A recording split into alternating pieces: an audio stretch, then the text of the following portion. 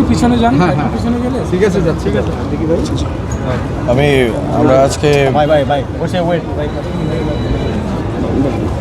আমরা আজকে এই গুলিবিদ্ধ শরীফ ওসমান বিন হাদি ওনাকে দেখতে আসলাম। উনি আপনারা জানেন দুপুরে গুলিবিদ্ধ হয়েছেন এবং আমরা সবাই যারা জুলাইয়ে অংশগ্রহণ করেছি এবং যারা লড়াই করেছি আমরা সবাই অনেক সংক্ষুব্ধ, অনেক হতাশ হয়েছি এবং আমাদের সবারই অনেক আমাদের সবার মনেই অনেক ব্যথা রয়ে গেছে যে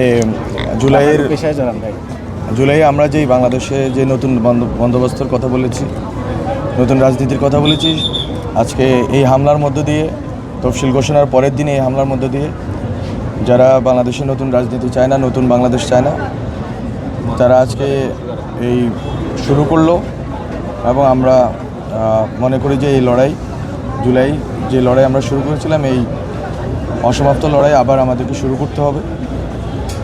এবং আমরা যারা জুলাইয়ে যারা শরিক ছিলাম আমরা অনেকে হয়তো লিডারশিপ পজিশনে ছিলাম, কিন্তু যারা একেবারে অংশগ্রহণকারীও ছিল ঢাকা শহরে এবং গ্রামে গঞ্জে তো মফস্বলে সবারই নিরাপত্তার প্রশ্নটি আজকে গুরুত্বপূর্ণ হয়ে উঠেছে এবং এখানে গুরুত্বপূর্ণ হয়ে উঠছে যে বাংলাদেশে আমরা নতুন বাংলাদেশে প্রবেশ করব কিনা, নতুন বন্দোবস্ত প্রবেশ করব কিনা, রাজনীতি কি সন্ত্রাস হানাহানি মুক্ত থাকবে কিনা এই প্রশ্নটা। এবং আমি আহ্বান জানাতে চাই যে বাংলাদেশের জুলাইয়ের যারা যে দলও করেন না কেন, ছাত্রদল করুন, ছাত্র শিবির করুন, ছাত্র ইউনিয়ন করুন, ডান বাম যেখানে থেকে জুলাই অংশগ্রহণ করেছেন সবাই আবার ঐক্যবদ্ধ হন। এই জায়গা থেকে যে বাংলাদেশে সন্ত্রাস হানাহানি খুনাখুনি রাজনীতি আর আমরা চলতে দেব না এবং কোনো প্রার্থী নির্বাচনে কোনো প্রার্থী এইভাবে আক্রমণের শিকার হবে না। এই যদি এতদিন আমরা ঐক্যমত্যের কথা বলেছি, কিন্তু এই বেসিক জায়গাতে যদি আমাদের ঐক্যমত্য না থাকে তাহলে আমরা যে রাজনৈতিক এবং গণতান্ত্রিক রূপান্তরের কথা বলছি নির্বাচনের মাধ্যমে এটা সম্ভব হবে না।